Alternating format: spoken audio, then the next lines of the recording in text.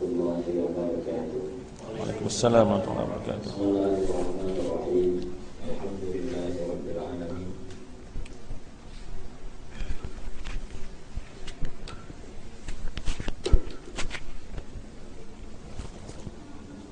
Wassalawatullahi barrir rahim wa malaikatihi al-muqarrabin ala sayyidina Muhammadin khatamin nabiyyin wa ala alihi wa sahbihi ajma'in. Amma ba'd. Hadratus sadat al-afadil, ma'asyara ulama'il kiram, para asatidz wa jami'al mushtarikin, para peserta seminar yang saya hormati. Pada tajuk hari kedua ini kita akan membicarakan Syiah di Nusantara, khususnya Syiah yang berkembang di Nusantara. Nah, Syiah ini masuk ke Nusantara ini sebenarnya sudah lama, mungkin kira-kira 200 tahun yang lalu. Tapi hanya ada orang yang ikut. Perkembangannya menjadi luar biasa ini setelah tahun 79 pasca revolusi Iran. Tumbangnya Shah Reza Pahlavi diganti dengan pemimpin baru di Iran yang namanya Khomeini. Akhirnya Khomeini mulai mengekspor Syiah secara besar-besaran ke seluruh negara-negara Islam. Nah, karena Khomeini ini mengekspor Syiah secara besar-besaran dengan nama revolusi Islam, raja-raja di Timur Tengah, raja-raja Arab banyak ketakutan. Akhirnya terjadi ada skenario perang Irak-Iran untuk menghalau pengaruh revolusi Iran ke kerajaan-kerajaan di Timur Tengah. Kemudian mulai saat itu pula ekspor Wahabi besar-besaran juga, karena Syiah menawarkan kunjungan ziarah-ziarah para ulama di Asia Tenggara untuk datang ke Iran. Wahabi juga menawarkan beasiswa kepada para pelajar di Nusantara untuk belajar ke Saudi. Juga mulai didirikan beberapa lembaga pendidikan Wahabi di Nusantara. Di Jakarta tahun 80 didirikan namanya LIPIA, Lembaga Ilmu pendidikan bahasa Arab ya. Awalnya yang diajarkan tahun pertama fikih Syafi'i, tapi tahun berikutnya sudah manhaj Wahabi. Itu dulu pertama, tapi sekarang bukan hanya LIPIA, karena di banyak kota di Indonesia, mungkin juga di Malaysia ya, itu sudah ada lembaga-lembaga resmi,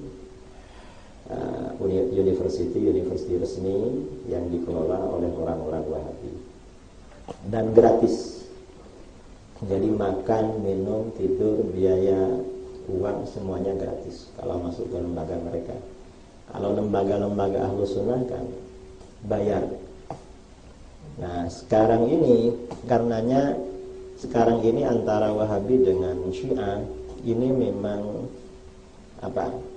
bekerja keras untuk menyebarkan ajarannya di Nusantara.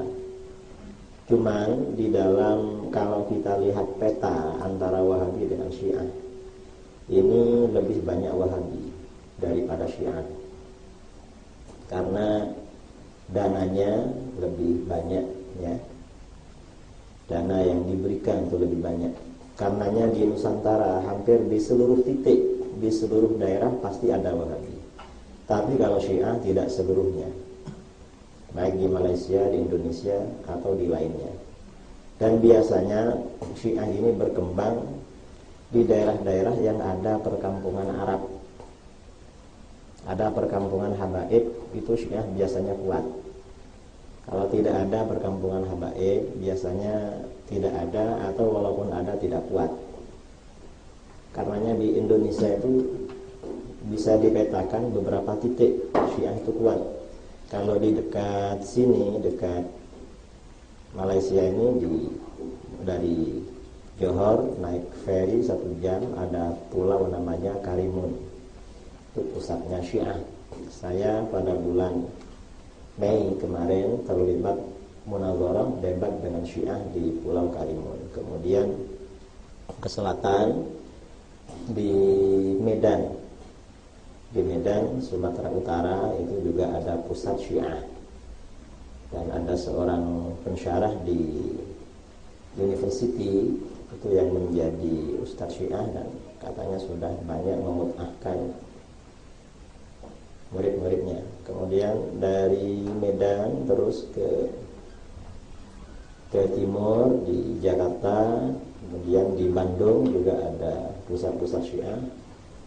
Nah, di Malaysia ini juga lumayan banyak Syiah, lumayan besar. Nah, ini Syiah, dan semuanya kebanyakan Syiah yang berkembang di tanah air ini Syiah Imamiyah, bukan Syiah Zaidiyah. Sekarang ini yang besar di dunia Syiah itu kan ada 3. Ada Syiah Imamiyah, di bawahnya adalah Syiah Zaidiyah yang pusatnya ada di Yaman, dan di bawahnya lagi Syiah Ismailiyah yang ada di Syria. Ada juga Syiah lain yang berkembang tapi sudah dianggap keluar dari Islam, Syiah Bahaiyah. Para ulama menganggap itu sudah bukan golongan Islam, termasuk orang Syiah sendiri. Di Indonesia Bahaiyah ini juga berkembang. Entah di Malaysia ini berkembang apa tidak. Biasanya kalau di Indonesia ada, di Malaysia ada, cuma diam-diam. Adanya itu diam-diam. Nah, sekarang kita berbicara Syiah di Nusantara. Nah, Syiah di Nusantara sebenarnya bagaimana yang perlu kita bicarakan dan cara membantahnya. Mungkin nanti cara membantahnya kita sesuaikan dengan pengalamannya atau syubhat-syubhat yang sering disampaikan orang-orang Syiah di Nusantara. Itu apa saja? Karena sepertinya saya amati tokoh-tokoh Syiah yang di Malaysia itu juga sebagian asalnya dari Indonesia. Karena tokoh-tokoh Wahabi itu juga banyak jemputan dari Indonesia.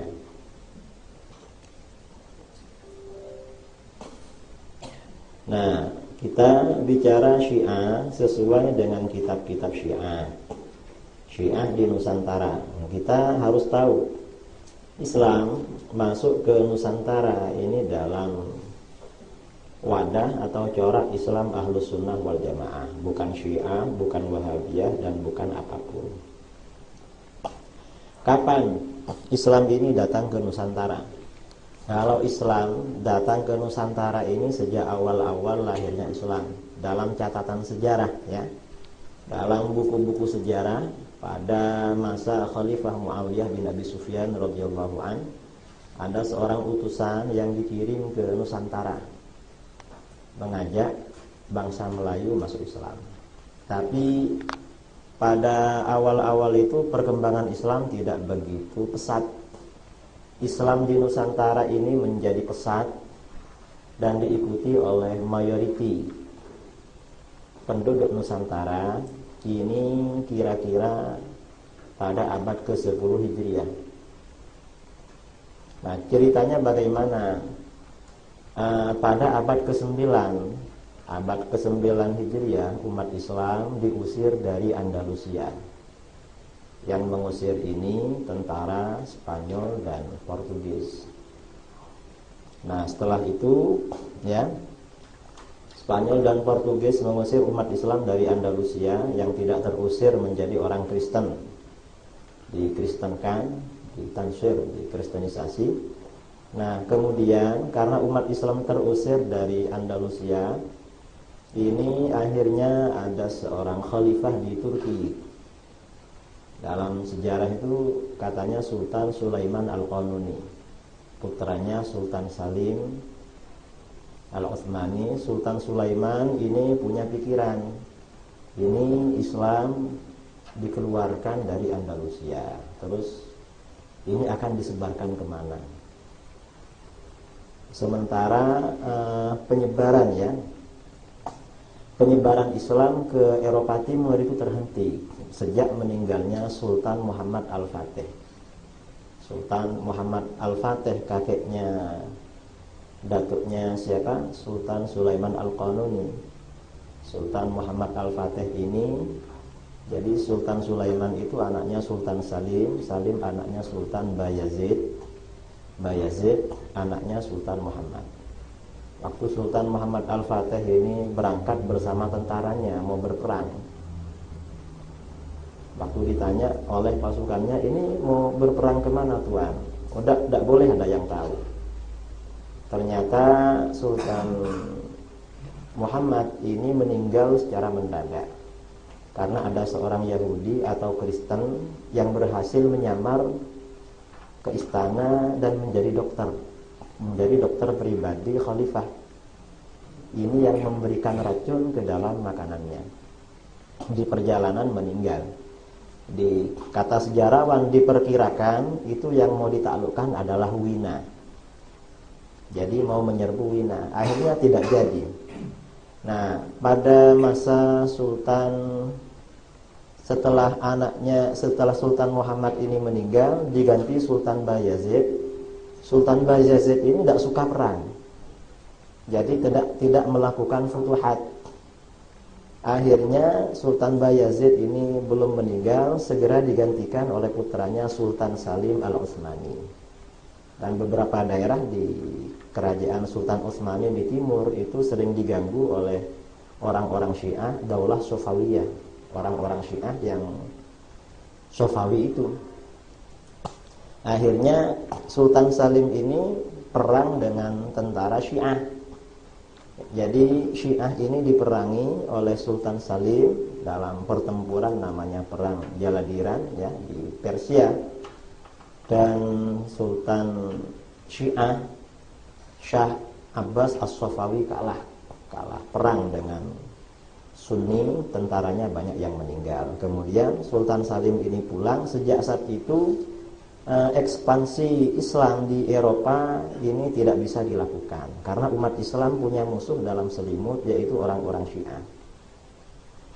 Jadi ada seorang ulama Syiah kontemporer, Dr. Ali Syariati, ini menyesalkan tindakan orang-orang Syiah waktu itu. Karena dengan ulah orang Syiah, Islamisasi Eropa Timur sempat terhenti. Nah, setelah Sultan Salim ini menang perang, akhirnya beliau kembali untuk menjaga perbatasan negara-negara Islam dari ancaman negara barat. Diam-diam setelah itu Syah Safawi berhasil membangun kekuatannya lagi, lalu berkoalisi dengan Portugal dan Spanyol. Dan Portugal dan Spanyol ini membangun pangkalan militer di Persia. Nah, dari Persia itu akhirnya bangsa Portugal dan Spanyol datang ke Nusantara, menjajah Nusantara dalam rangka menyebarkan Kristenisasi.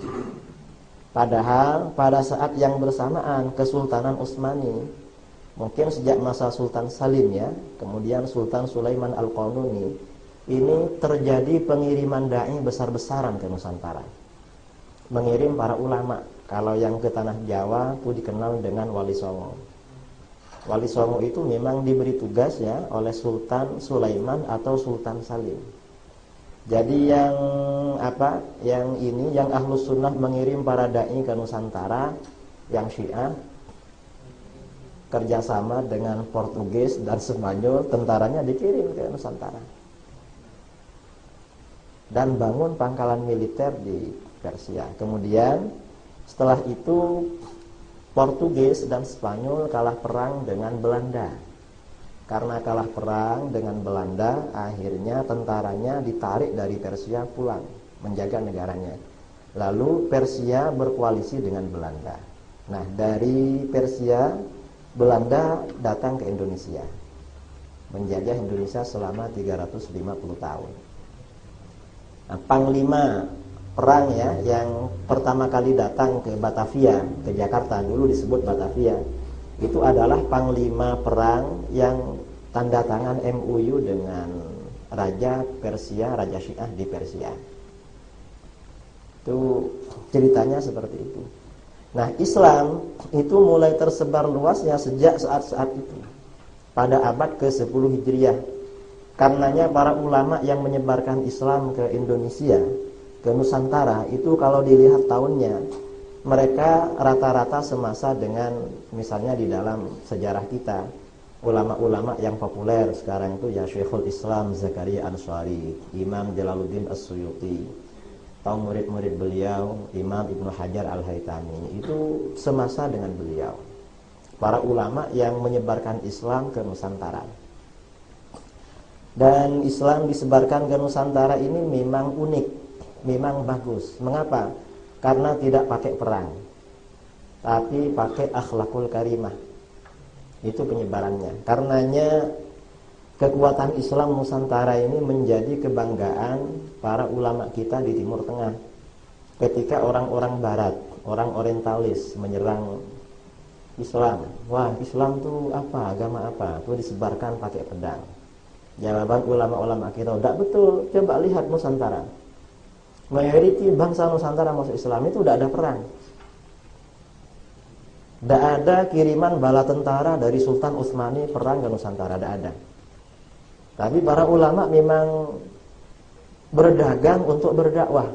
Itu kan melalui jalur perdagangan, rute para ulama Yaman yang dikirimkan para ulama Yaman dari Yaman itu singgah ke Gujarat di India, kemudian dari India ke Patani, dari Patani ke Nusantara. Entah Patani di mana itu arahnya. Saya di sini bingung, barat timur tidak tahu. Jadi kalau sholat tidak diberitahu keliru.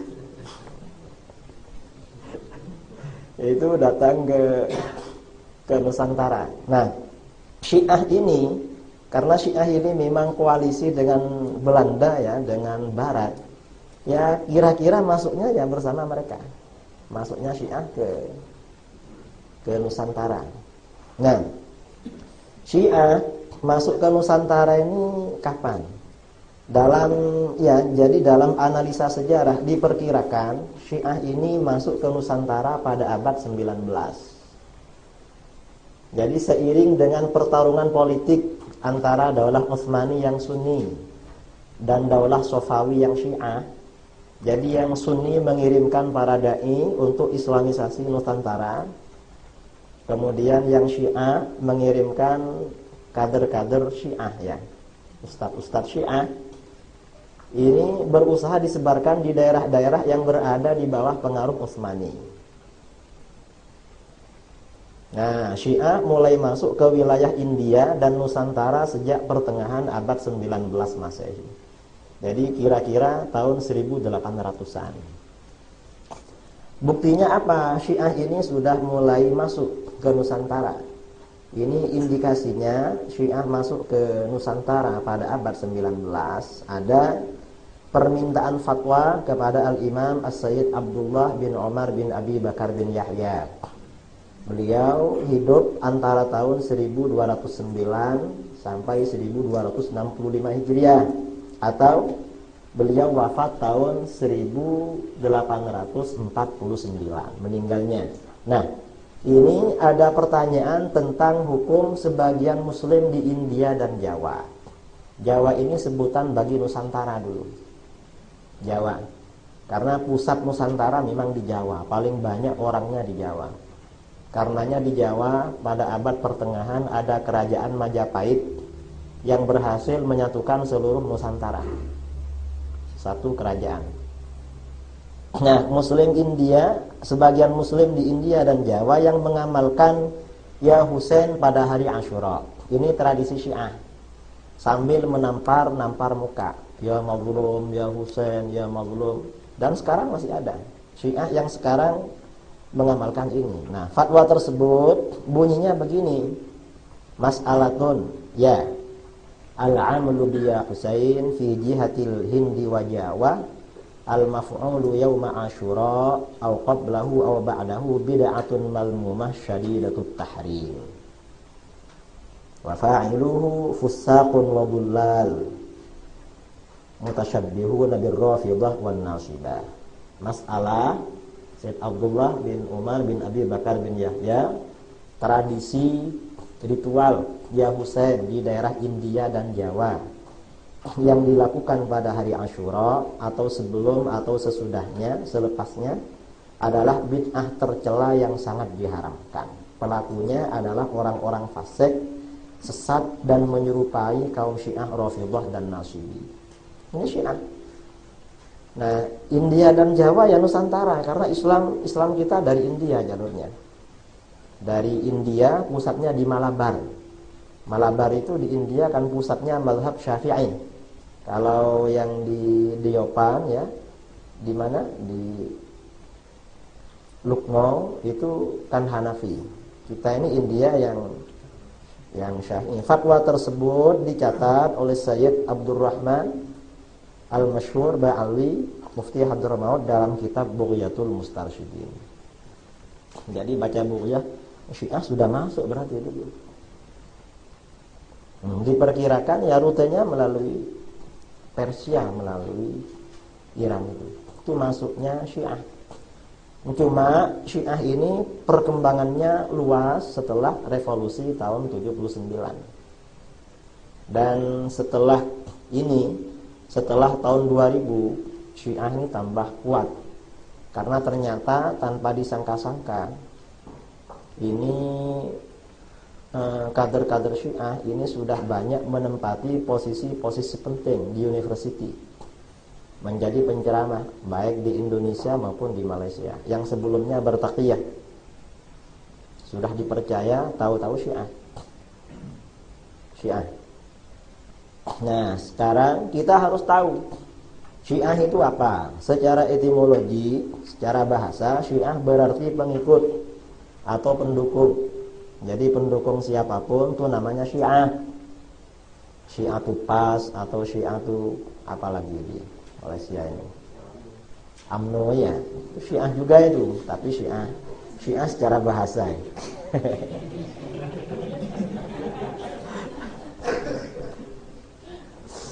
Nah, kalau secara terminologi, secara istilah, Syiah berarti orang-orang yang mendukung Sayyidina Ali secara khusus.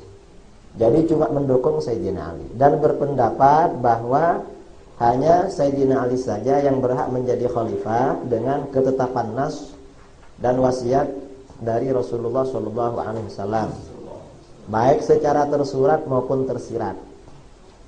Mereka berkeyakinan bahwa hak imamah menjadi pemimpin tidak keluar dari keturunan Ali. Apabila imamah ternyata tidak dalam genggaman keturunan Ali, berarti ada kezaliman dari pihak lain atau imam yang berhak sedang menerapkan konsep taqiyah. Jadi semua Syiah ini ajarannya ini, bahwa pemimpin yang berhak setelah Nabi wafat adalah Ali dan keturunannya, baik Syiah Imamiyah, Zaidiyah, Ismailiyah maupun lainnya. Jadi ajaran pokoknya ini berangkat dari imamah.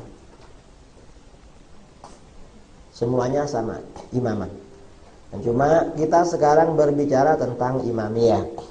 Karena Imamiyah ini yang memang berat. Mengapa? Karena ajaran Syiah Imamiyah ini kalau kita baca hampir semuanya kufur. Tingkatan kufur. Jadi bukan cuma sesat. Kalau Wahabi kan rata-rata sesat kan. Kalau Syiah ini kufur. Karenanya ba'dul ulama, sebagian ulama mengatakan al-Wahabiyah syarrun kabir. Wahabi itu adalah keburukan yang besar. Wasyiah syarrun kullu. Syiah itu jelek semuanya. Jadi tidak ada yang baik. Nah, Syiah, doktrin utama Syiah, ajaran utama Syiah ini terletak pada konsep imamah. Ini ajaran pokoknya. Jadi ajaran paling penting ini imamah. Hampir semua ajaran Syiah, baik usul maupun furu', selalu dikaitkan dengan imamah. Jadi apapun pasti ada hubungannya dengan imamah. Pokoknya kita harus tahu kuncinya imamah. Jadi Syiah ini kuncinya ada pada imamah. Kuncinya di situ. Propagandanya mengikuti Ahlul Bait. Ahlul Bait itu propagandanya. Tapi visi misinya imamah.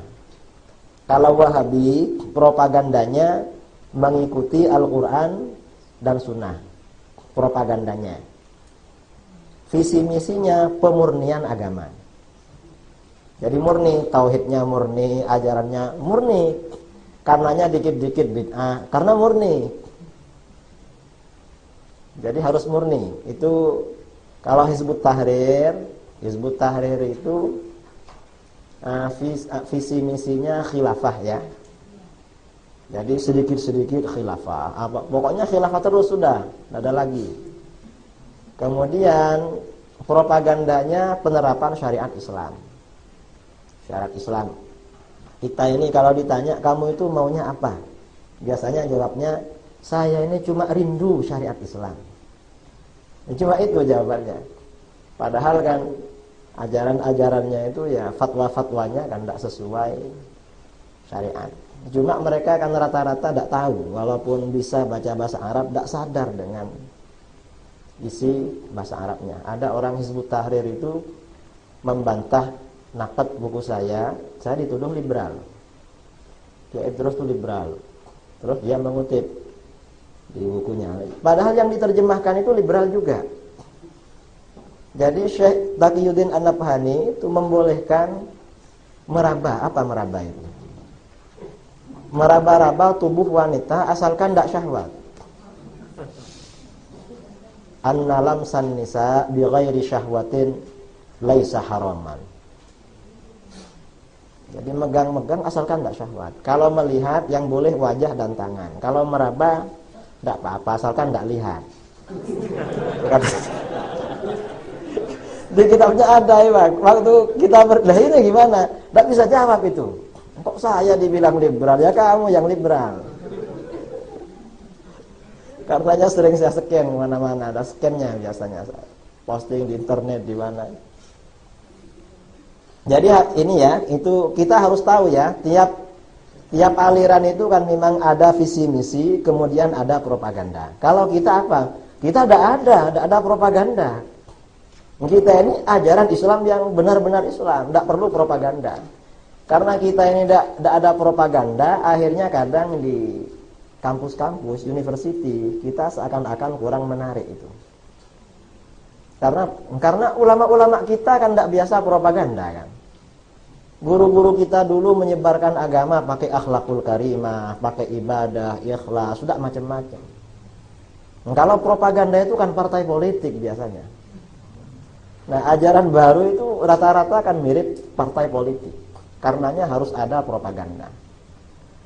Nah, tidak ada, jadi karena semua ajaran Syiah ini dikaitkan dengan imamah, maka seakan-akan tidak ada yang lebih penting daripada imamah. Karena imamah ini ajaran yang paling penting, maka imamah ini merusak terhadap semua ajaran Syiah, berpengaruh. Semua ajaran Syiah yang berbeda dengan jumhur muslimin, ini kalau kita kaji itu semuanya gara-gara imamah. Contohnya seperti apa? Rukun iman. Kalau kita ini kan rukun iman Syiah beda dengan kita gara-gara imamah. Kita ini rukun iman kan sudah maklum ya. Rukun iman ada 6. Syiah ini rukun iman ada 5. Yang pertama tauhid, yang kedua nubuwah, yang ketiga imamah. Wajib beriman pada keimaman para imam. Kalau tidak kafir. Karena sudah rukun iman, akhirnya ya dianggap tidak beriman. Syiah. Kemudian al-adlu, keadilan, ini mengadopsi konsep Mu'tazilah. Al-ma'ad, ini hari akhir. Jadi yang tauhid ini sama dengan rukun iman pertama, yang nubuwah ya para rasul. Kemudian al-adlu ini lawannya qada qadar. Karena mereka tidak percaya qada qadar. Kemudian al-ma'ad ini sama dengan hari akhir, itu sama. Ini mengambil dari Mu'tazilah ini, keadilan. Maksudnya bagaimana ya orang-orang jahat seperti Muawiyah, orang-orang yang oleh mereka dianggap jahat seperti Muawiyah, Aisyah, kata mereka harus masuk neraka. Maksudnya keadilan, tidak boleh masuk surga. Ya, termasuk Khulafaur Rasyidin selain Sayyidina Ali. Ini maksud al-ma'ad. Ini jadi rukun imannya beda. Nah, orang-orang tidak tahu. Kadang orang yang ikut Syiah tidak tahu kalau rukun imannya beda. Karena sama rukun imannya sendiri, umat Islam kita kadang juga tidak tahu. Apalagi rukun imannya Syiah. Ya, orang-orang kita yang sekarang ini kan ajaran-ajaran agama kan tidak tahu. Kalau ulama kita dulu menyebarkan ajaran agama kan pendekatannya budaya, tradisi. Sampai melalui wayang, kemudian melalui lagu-lagu, melalui tarhem, melalui zikir. Itu kan sebenarnya untuk membangun identitas keislaman Nusantara. Jadi setelah Syiah ini masuk ke Nusantara tahun 1800-an, ulama kita akan mulai membangun identitas Islam Nusantara, menyebarkan syiar cinta kepada para sahabat. Seperti di antara sholat taraweh ada bacaan Al-Khalifatul Awal Sayyidina Abu Bakrin As-Siddiq, Al-Khalifatul Tsani Amirul Mukminin, terus atau zikir-zikir sebelum sholat ya. Itu bacaan seperti ini kalau dicari di kitab-kitab Timur Tengah tidak ada. Mengapa? Karena yang membuat memang Asia Timur. Jadi orang Nusantara yang membuat. Itu kan dalam rangka membangun identitas. Ini rukun iman. Rukun imannya saja beda gara-gara imamah. Nah, rukun Islamnya juga beda gara-gara imamah. Ahlus Sunnah sudah maklum rukun Islam. Syiah ini rukun Islamnya sholat, puasa, zakat, haji, wilayah. Wilayah ini artinya mentaati, memihak kepada para imam Syiah yang 12. Kemudian syahadatnya juga beda. Ya, masih ada syahadat tasyayyu. Bersaksi bahwa Ali bin Abi Thalib anak cucunya para imam yang maksum itu namanya syahadatut tasyayyu. Gara-gara imamah. Azannya beda. Cuma tidak terang-terangan. Karena Syiah itu tidak pernah azan. Kalau tidak pernah sholat. Jadi tidak pernah azan. Azannya beda karena kalau ini beda. Yang bagus tuh orang Ahlus Sunnah itu di sebagian daerah di Indonesia. Tuh Syiah itu di rumahnya dibakar, diusir dari kampung, tidak boleh pulang. Kayak sekarang di Madura. Nah, ini azannya Syiah. Kemudian pandangannya terhadap Al-Quran ini juga beda. Ini gara-gara imamah ya. Kalau Ahlus Sunnah, Al-Quran yang ada sekarang ini masih asli, tidak kurang, tidak lebih satu huruf pun. Orientalis tahun sebelum Perang Dunia II di Jerman pernah mengumpulkan 40.000 naskah Al-Quran yang masih manuskrip tulisan tangan. Dibandingkan tidak ada yang beda. Itu Quran. Karena Quran ini masih asli, dijaga oleh Allah. Beda tidak bisa. Tapi kalau Syiah, Quran yang ada sekarang ini palsu, tidak asli. 2/3 ayat-ayatnya hilang, dibuang oleh para sahabat. Lah mengapa? Gara-gara imamah. Syiah itu ditanya, Syiah, ajaran kamu yang paling penting itu imamah. Biasanya ajaran penting itu diterangkan di dalam Al-Quran.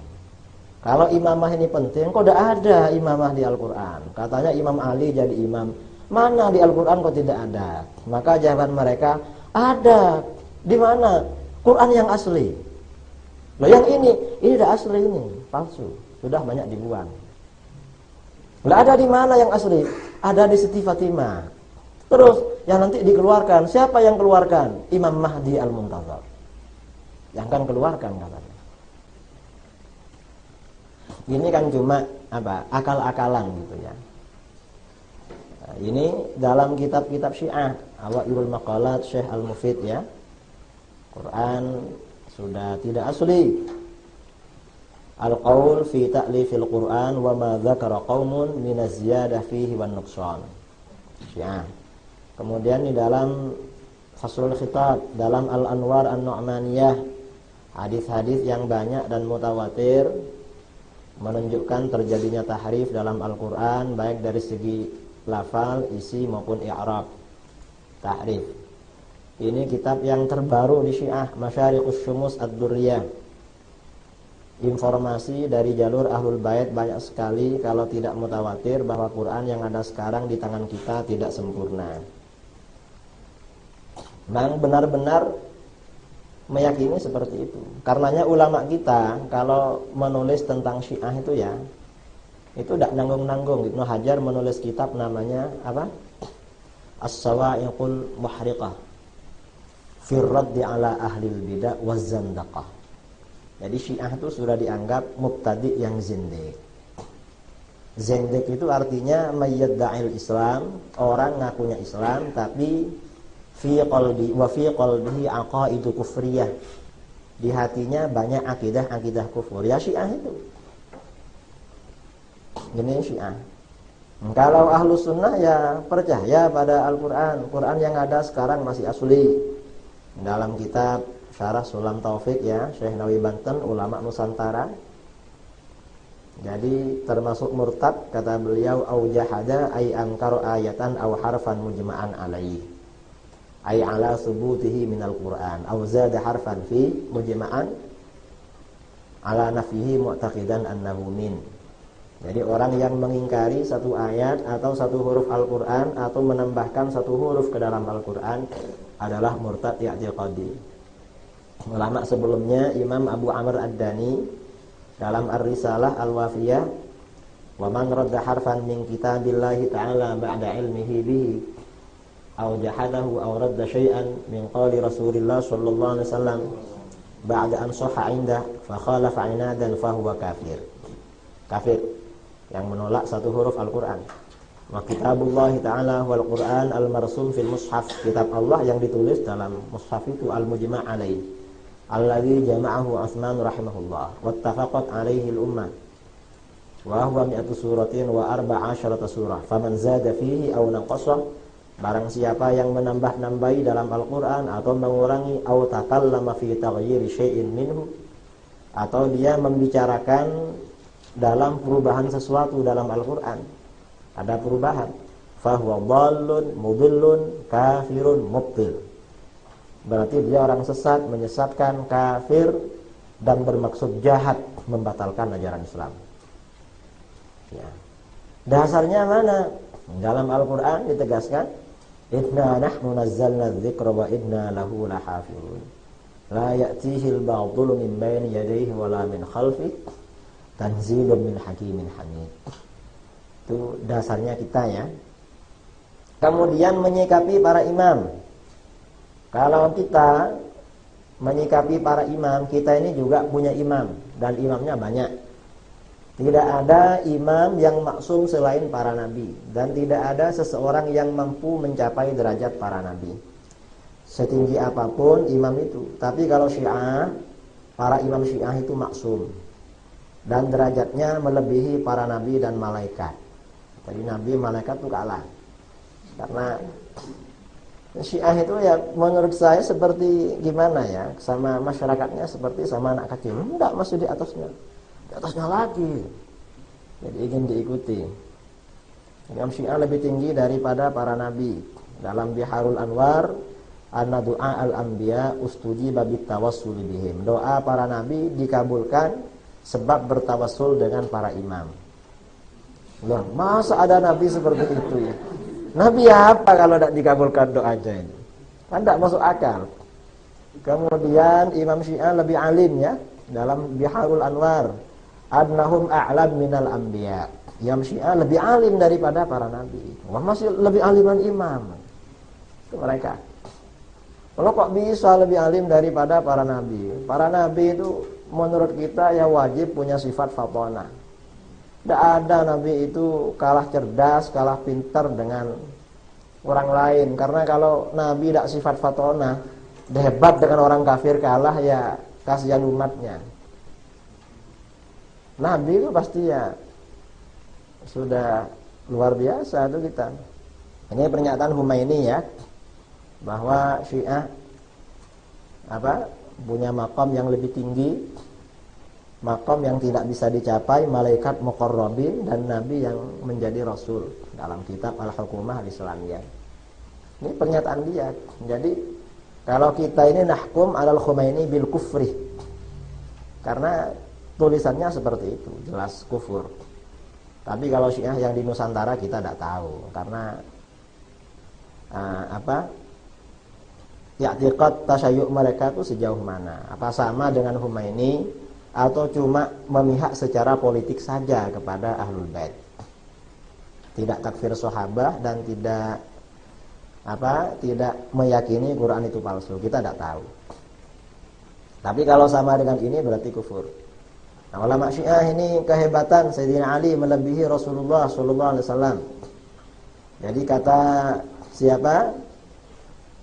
Al-Jazairi, 3 keistimewaan Ali yang tidak dimiliki oleh Rasulullah. Keberanian. Yang pertama syaja'ah. Fa'innahu u'tiya syaja'atan walam u'ta mithlahu. Jadi Ali diberi keberanian, Nabi tidak diberi. Maksudnya bagaimana? Ya berani, ya jelas berani bagaimana. Masa ada Nabi tidak berani? Nabi itu ya pasti pemberani, tidak takut. Kemudian dan ini diakui oleh Sayyidina Ali.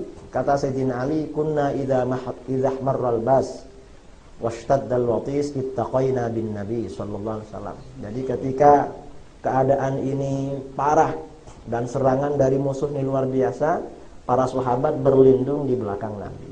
Berarti Nabi paling berani. Yang kedua, Nabi diberi istri Ali diberi istri Fatimah. Nabi tidak diberi istri Fatimah. Nah ini kan lucu. Tapi maksudnya bukan begitu. Memang Fatimah kan putrinya. Maksudnya Fatimah itu istri baik-baik. Istri Nabi bukan wanita baik-baik. Maksudnya seperti itu. Kita harus tahu maksudnya. Kemudian Nabi diberi anak, Ali diberi anak Hasan dan Husain. Nabi tidak diberi katanya. Syiah. Jadi ini main-mainan lah. Kitab Syiah ini kitab kufur. Dan kalau kita Ahlus Sunnah meyakini para Rasul hamba Allah terbaik, jadi pasti di atasnya yang bukan Rasul. Dalam Di dalam syarah Kasyifatus Syajah saja Syekh Nawawi Banten warabi'aha an tu'mina bi rusulih. Kita wajib beriman kepada para rasul wa hum afdalu ibadillah. Para rasul hamba-hamba Allah terbaik. Dasarnya wa kullam faddalna 'alal 'alamin. Masing-masing para rasul lebih utama daripada seluruh umat manusia, semesta alam. Malaikat, jin semuanya kalah kepada para rasul. Kemudian kita juga punya keyakinan seorang wali tidak mungkin mencapai derajat para nabi. Wala yablughul wali darajatal anbiya li'annal anbiya ma'sumun ma'munun an khawfil khatimah makrumun bil wahyi wa musyahadatil mulk ma'murun bi tablighil ahkam wa irsyadil anam ba'dal ittisaf bi kamalatil awliya. Jadi wali tidak mungkin mencapai derajat para nabi, apalagi melebihi. Karena para nabi itu maksum, kemudian mereka aman ya dari khawfil khotimah, dari khotimah yang tidak baik, aman. Dan para nabi itu dimuliakan dengan wahyu, menyaksikan kerajaan Allah, diperintahkan menyampaikan hukum-hukum dan menunjukkan manusia setelah mereka memiliki sifat-sifat kesempurnaan para wali. Ini keyakinan kita. Kemudian menyikapi putri Nabi, Syiah ini beda dengan kita juga gara-gara imamah. Kalau Ahlus Sunnah meyakini putri Nabi ada 4, Zainab, Ummu Kulsum, Fatimah, Ruqayyah. Ini urutannya. Kalau Syiah, putri Nabi ada 1, Fatimah saja. Selain Fatimah, menurut Syiah itu anak tiri. Ini Syiah kira-kira sejak abad ke-10. Sebelumnya di kitab-kitab Syiah semuanya masih putri Nabi. Abad 10 ini setelah Sofawiyah ini berkembang, baru dikatakan bukan putri Nabi. Mengapa? Ini gara-gara imamah. Syiah itu kalau ditanya oleh pengikutnya, tidak bisa jawab. Misalnya ditanya, Tuan, mengapa Syiah ini yang didukung hanya Imam Ali? Khalifah yang sebelumnya Abu Bakar dan Umar kok tidak didukung? Maka jawaban Syiah, loh, Imam Ali itu kan menantunya Rasul. Jadi pantaslah kalau ada pemimpin meninggal tidak punya putra mahkota yang mengganti menantunya. Dijawab oleh kaumnya, loh, Khalifah Utsman itu kan juga menantu katanya. Katanya dia gelarnya Dzunnurain karena diambil mantu 2 kali, yaitu Ummu Kulsum dan Ruqayyah. Lah terus Khalifah Abu Bakar dan Umar kan malah mertua. Kan tidak apa-apa mertua jadi ganti menantu. Nah, jawaban Syiah gampang, loh tidak begitu. Khalifah Utsman itu bukan menantu. Lah kenapa? Ruqayyah dan Ummu Kulsum itu anak tiri. Jadi anaknya Khadijah dengan suami sebelumnya. Padahal di dalam kitab sejarah Syiah yang versi baru, Khadijah itu menikah dengan Rasul masih belum pernah punya suami. Tapi kok punya anak. Ini kan lucu Syiah itu ya.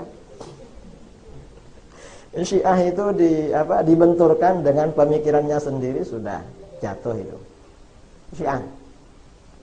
Kemudian kata Syiah, yang Abu Bakar dan Umar memang mertua, tapi setelah Rasulullah wafat dipecat jadi mertua. Siapa yang mecat? Imam Ali yang mecat. Karena anaknya sudah dicerai. Yang menceraikan ya Imam Ali. Berarti kan sudah lepas jadi mertua. Itu kata Syiah. Jadi Syiah itu udah ambil pusing, udah ambil bingung untuk menjawab itu. Di anak tiri ada apa? Pokoknya gitu sudah. Dan ini ada di dalam buku-buku Syiah ya. Dalam kitab Syiah. Ini Dairatul Ma'arif Al-Islamiyah Asy-Syi'iyah. Juz 1 halaman 27. Hal kana lahu banat ghairu Fatimah? Apakah Nabi punya anak perempuan selain Fatimah? Zakarul mu'arrikhun anna lin nabi arba'a banat. Para sejarawan menyebutkan Nabi punya 4 putri. Hunna bihasabi tasalsuli wiladatihinna. Mereka sesuai dengan urutan kelahirannya Zainab, Ruqayyah, Ummu Kulsum, Fatimah. Padahal yang benar Ruqayyah ini paling kecil. Bukan Fatimah. Ini Fatimah ditaruh paling kecil, dijadikan bungsu oleh Syiah. Mengapa? Karena yang paling kecil paling disayang. Maunya begitu. Jadi dibolak-balik itu. Waladat tahqiq fin nusus at-tarikhiyah lam najid dalilan ala thubuti bunuwati ghairi Zahra minhun. Berdasarkan penelitian dalam nas-nas sejarah, kami tidak menemukan dalil atas ketetapan keputrian, keanaan selain Zahra dari mereka. Jadi selain Fatimah tidak ada dalilnya kalau putrinya. Entah dalilnya apa itu. Yang dimaksud dalil kita kan tidak jelas. Karena di dalam Al-Quran kan sudah jelas itu bahwa Nabi punya banat ya. Gimana? Dalam ayat Al-Quran yang menyebutkan banat. Ini di dalam. Kemudian ini dadengkot pimpinan Syiah di Indonesia. Namanya Jalaluddin Rahmat. Pakai kha ini. Rahmat itu apa bahasa Arabnya? Itu di dalam bukunya menjelaskan bahwa Ruqayyah dan Ummu Kulsum bukan putri Nabi. Katanya berdasarkan kitab Kutubul Ansab, yaitu kitab tentang keturunan dan nasab orang-orang Quraisy yang disusun oleh Mas'ab Az-Zubairi. Namanya kitab Nasabu Quraisy. Dan setelah kita baca dalam kitab Nasabu Quraisy karangannya Mus'ab bin Abdullah Az-Zubairi, ternyata lain. Di sini dijelaskan setelah menikah dengan Khadijah, fawalada Rasulullah sallallahu alaihi wasallam Al-Qasim. Rasulullah punya putra namanya Al-Qasim. Wa huwa akbaru waladi. Ini adalah putra tertua. Summa Zainab, lalu adiknya Zainab. Summa Abdullah, adiknya lagi Abdullah. Summa Ummu Kulsum, adiknya lagi Ummu Kulsum. Summa Fatimah, adiknya lagi Fatimah. Summa Ruqayyah, Ruqayyah yang paling kecil. Jadi dia bilang ada di Nasabu Quraisy, dilihat beda dengan yang dinyatakan dia.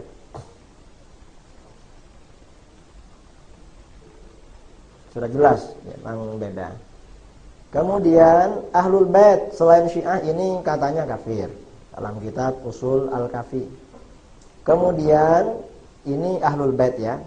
Dan kita harus tahu Syiah ini memang biasa membawa-bawa Ahlul Bait. Padahal ya mereka memang cinta pada Ahlul Bait, tapi cintanya tidak benar. Yang pertama, tidak benarnya kenapa? Yang Ahlul Bait, yang termasuk Ahlul Bait tidak dianggap Ahlul Bait.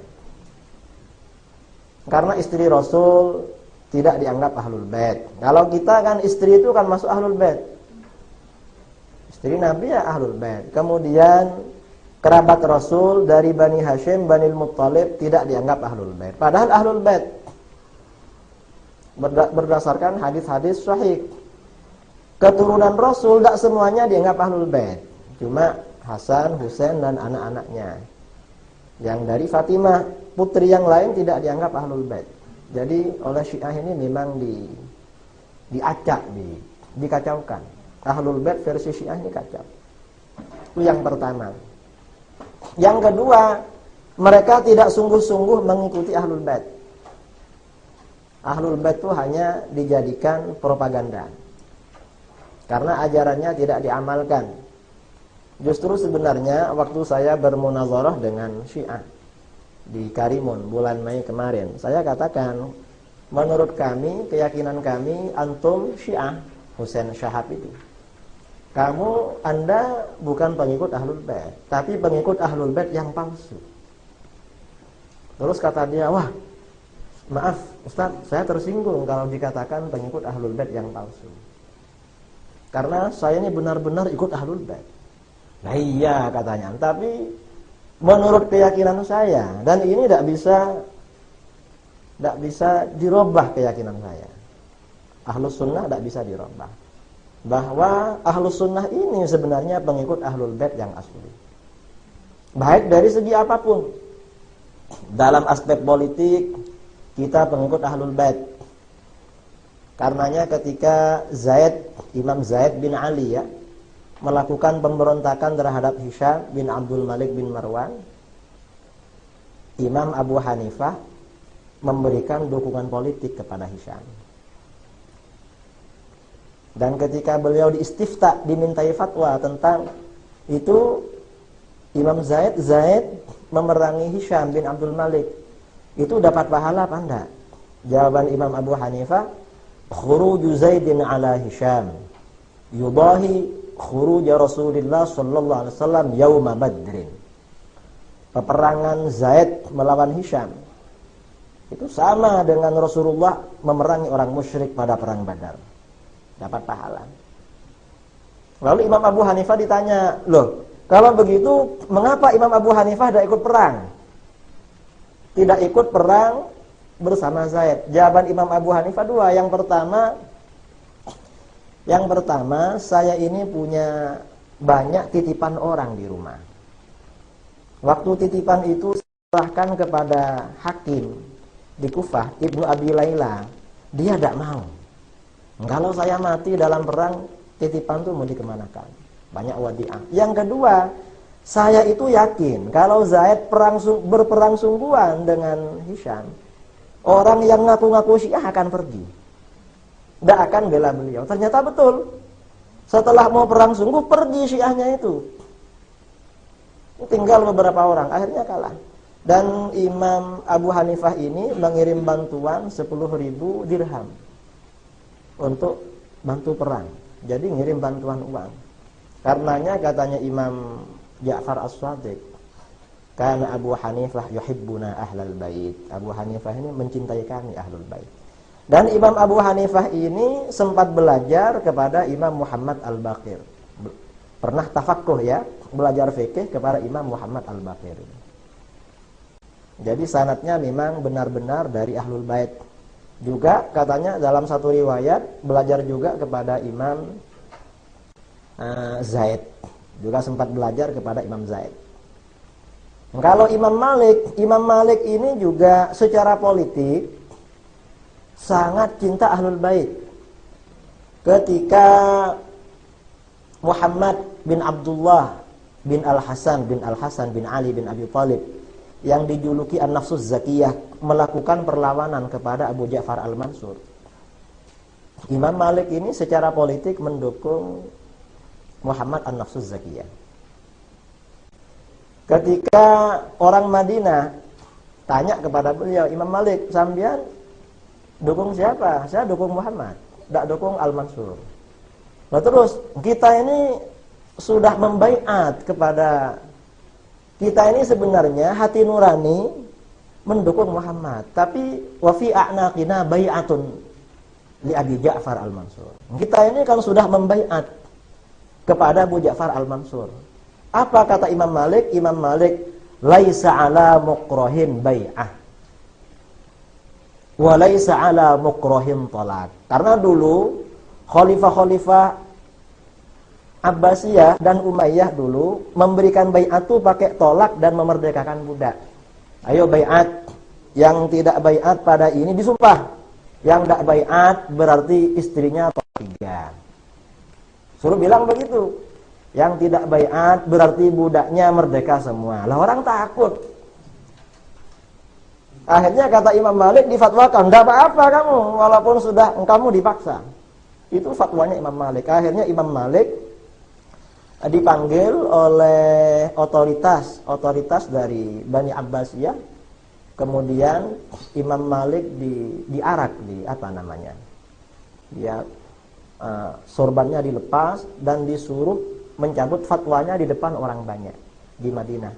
Dan beliau dipukul sampai tangan yang satunya ini tidak bisa bergerak, harus diangkat oleh tangan sebelahnya.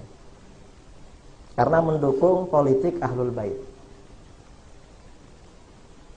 Ketika Imam Malik ini dibawa keliling di Madinah, suruh menyampaikan fatwanya, ternyata tidak mencabut, menjelaskan fatwanya.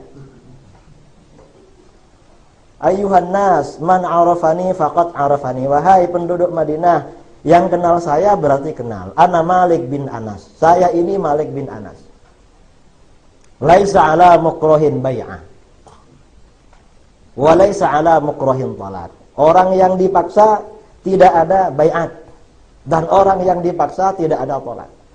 Jadi berani itu mendukung politik Ahlul Bait. Jadi imam kita ini benar-benar cinta pada Ahlul Bait, bukan Syiah yang cinta.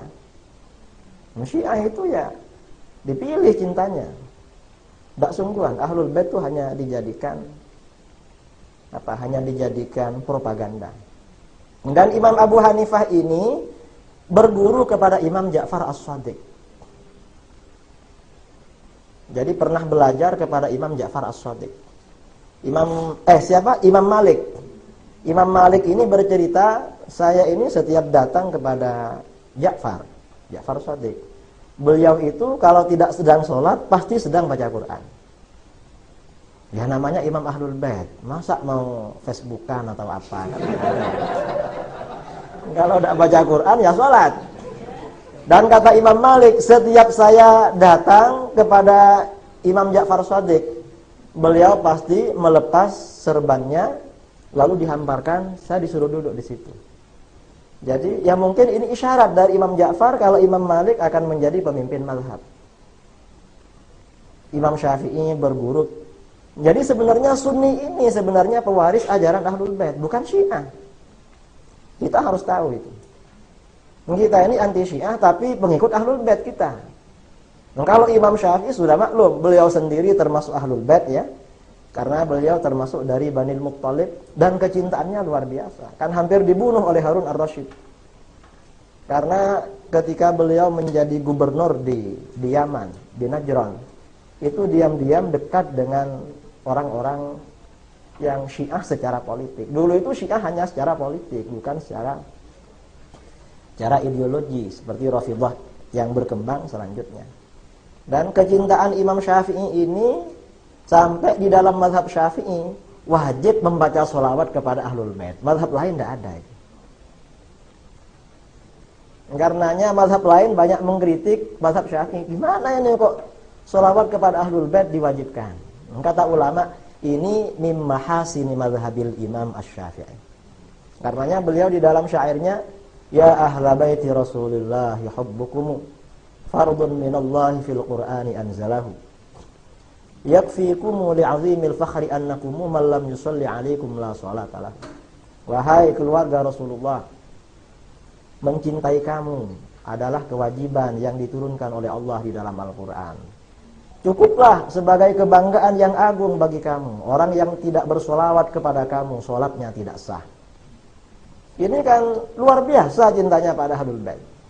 Karenanya waktu saya munazarah dengan Syiah, lah kalau kamu Syiah kapan baca sholawat kepada Ahlul Bait? Enggak pernah sholat. Kita ini sholat, dan tiap sholat pasti sholawat. Kamu enggak sholat. Saya terang-terangan, diam itu berarti tidak sholat sungguh itu.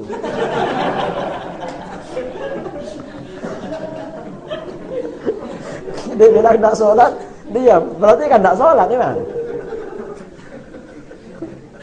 Itu Syiah.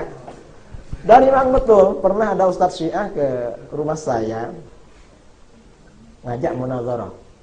Jadi ini ya, jadi pernah saya di jemputan walimah, saya ceramah. Karena di sana banyak Syiahnya oleh kiai-kiai tahun 2007 waktu itu. Oleh kiai-kiai, Gus, coba itu Syiah disinggung dalam ceramah. Saya mikir-mikir, masa ceramah pernikahan nyinggung Syiah juga apa? Akhirnya kebetulan yang sambil cerita ya, Syiah ini biar karena syubhat-syubhat Syiah rata-rata di Nusantara seperti itu. Kebetulan yang menikah itu namanya Nafisah. Yang jemput saya itu saudaranya, saudara sepupu tahun misanan. Saya mikir-mikir, jadi saya dari rumah tuh sudah ngarang pidato pernikahan. Sama kiai-kiai suruh nyinggung Syiah. Gimana ini? Yang menikah, nah akhirnya saya hubungkan. Lah, saya ini kalau tadi yang menikah ini adik Nafisah, saya ingat Nafisah yang dulu. Dalam sejarah, dulu ada Nafisah binti Munyah yang menjadi perantara terjadinya 3 pernikahan paling ideal, paling bagus dalam Islam. Pertama, pernikahan Muhammad dengan Khadijah. Setelah Khadijah ini tertarik dengan pembantunya yang bernama Muhammad, Khadijah minta tolong pada Nafisah. Nafisah, coba Muhammad tuh tanya, mau nggak sama saya? Saya ini sudah 40 tahun, tapi masih cantik, kaya, dan bangsawan. Akhirnya Nafisah datang, Muhammad, kamu tidak akan menikah. Saya tidak punya apa-apa. Saya ini kerja sama orang. Kalau seandainya ada orang dia cantik, kaya, bangsawan, mau apa enggak kamu? Akhirnya Rasulullah ini kan cerdas, ngerti kalau itu yang adamu Khadijah lah. Berarti ini ibu tuan yang mau sama saya gitu. Tuan Khadijah, iya. Oh, saya nanti bilang sama paman Abu Thalib. Bilang, akhirnya jadi. Terus saya cerita pernikahan Khadijah dengan Muhammad gini-gini. Lah, dari pernikahan ini Rasulullah punya beberapa putri. Di antaranya Zainab, Ummu Kulsum, Ruqayyah, Fatimah. Ruqayyah dan Fatimah, Ruqayyah dan Ummu Kulsum ini dinikahi oleh Sayyidina Utsman. Saya nyebut Sayyidina Utsman, yang Syiah itu langsung wajahnya langsung merah, langsung padam. Karena saya sambil lirik-lirik yang Syiah itu agak berubah, berarti ngerti gitu kalau disinggung. Akhirnya setelah itu, tapi ini tidak ideal. Pernikahan ideal kedua, pernikahan Fatimah dengan Ali bin Abi Thalib. Waktu itu Ali bin Abi Thalib ini sudah waktunya menikah. Sudah waktunya menikah, tapi dia tidak punya apa-apa. Akhirnya didorong, yang mendorong ini Abu Bakar dan Umar. Ali, coba kamu melamar Fatimah ke Rasulullah, kamu pasti diterima. Akhirnya Sayyidina Ali melamar. Setelah melamar Siti Fatimah, akhirnya Sayyidina Ali butuh mahar. Mau mahar, ini apa maharnya? Akhirnya terpaksa menjual baju besinya. Baju perangnya dijual. Yang membeli Sayyidina Utsman, dibeli 400 dirham. Sudah, kalau untuk kawin saya yang beli. Pada waktu pernikahan, baju besi ini dihadiahkan oleh Sayyidina Utsman. Ini hadiah saya untuk kamu, adik ipar. Ya. Lah ini kan luar biasa. Jadi ini apa? Pernikahan Sayyidina Ali dengan Fatimah ini menunjukkan persatuan Khulafaur Rasyidin. Bahwa antara mereka memang hubungannya sangat baik. Enggak seperti yang dikatakan Syiah sebagai saingan politik. Enggak ada seperti itu. Nah, dari pernikahan, kan di dalam tarikh seperti itu. Dari pernikahan ini, Sayyidina Ali punya beberapa anak, Hasan, Husain. Terus yang putri namanya Ruqayyah. Dan Zainab dan Ummu Kulsum ya. Ummu Kulsum. Nah, pernikahan ideal ketiga yang terakhir, pernikahan Ummu Kulsum dengan Umar bin Al-Khattab. Ummu Kulsum ini kan putrinya Siti Fatimah dengan Sayyidina Ali. Dikawin Sayyidina Umar bin Al-Khattab. Saya ceritain. Nah, setelah Sayyidina Umar ini menjadi khalifah, Sayyidina Umar ini berkata kepada Sayyidina Ali, Sayyidina Ali, Rasulullah tuh pernah bersabda, kullu sababin wa nasabin yang qadi'u yaumal qiyamah illa sababi wa nasabi. Setiap hubungan dan setiap nasab akan putus pada hari kiamat, kecuali hubungan denganku dan nasab denganku. Lah, saya minta tolong sama Sayyidina Ali katanya. Lah apa? Saya ingin punya hubungan dengan Rasulullah. Sampean kan sudah punya hubungan, dapat Fatimah. Apa maksudnya Amirul Mukminin? Nah itu putri sampean Ummu Kulsum. Itu kan cucunya Rasulullah. Saya ingin punya hubungan. Akhirnya kan menikah dengan Ummu Kulsum. Akhirnya kata Sayyidina Ali, ya nanti Ummu Kulsum saya kirim ke rumah Sayyidina Umar. Kalau Sayyidina Umar cocok, ya berarti itu istrinya sudah. Datang ke rumah, minta pendapat Sayyidina Hasan. Sayyidina Hasan bin Ali setuju. Lalu Ummu Kulsum disuruh menghantarkan kurma yang masih muda. Ini kurma kamu antarkan ke rumahnya Amirul Mukminin. Dan sampaikan Amirul Mukminin kata Aba, kurmanya masih muda. Sampai di rumah, ini Amirul Mukminin dari Aba. Katanya kurmanya masih muda ini. Akhirnya oleh Khalifah Umar di dalam tarikh itu, betisnya, kakinya dilihat, disingkap. Disingkap marah-marah Ummi Kulsum.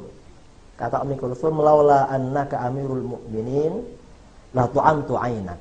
Seandainya engkau bukan Amirul Mukminin, saya culik matanya. Akhirnya pulang ke rumah, marah-marah Ummu Kulsum, lapor sama Sayyidina, gimana Amirul Mukminin ini suul adab sama saya. Lihat betis. Lalu kata Sayyidina Ali, ya bunayyah hiya zawjuk, huwa zawjuk. Wahai putriku, itu suamimu. Akhirnya punya anak yang namanya Zaid. Zaid bin Umar bin Al-Khattab, cuma meninggal masih muda.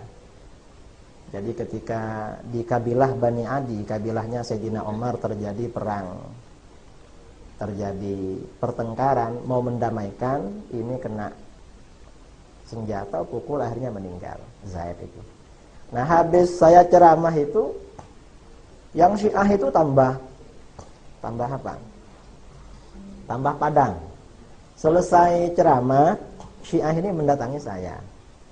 Ustaz, ini ceramahnya iskal tadi. Jadi, enggak boleh, ini bukan seminar, enggak boleh digugat. Ini kan ceramah. Kalau seminar kamu enggak apa-apa, ini ceramah enggak boleh digugat. Enggak, saya mau tanya aja katanya. Oh, kalau tanya enggak apa-apa. Enggak boleh didebat. Saya bilang begitu. Enggak, yang mana? Ustaz, kita ini harus menjaga persatuan. Nah, itu tadi, saya akan menjelaskan persatuan Khulafaur Rasyidin. Saya bilang begitu. Enggak, itu kata Ustaz, Amirul Mukminin Umar bin Khattab menikah dengan Ummi Kulsum. Apa itu masuk akal tak? Ya, masuk akal. Karena Khalifah Umar laki-laki, Ummu Kulsum. Jadi diajak, jangan serius kalau debat dengan Syiah. Terus, enggak, maksudnya Ustaz, apa? Jangan-jangan itu riwayatnya palsu, riwayat maudhu. Wah, maudhu gimana? Wah, itu semua kitab tarikh menyebutkan itu. Termasuk di kitab Al-Kahfi itu ada. Kok maudhu? Dan anaknya ada itu.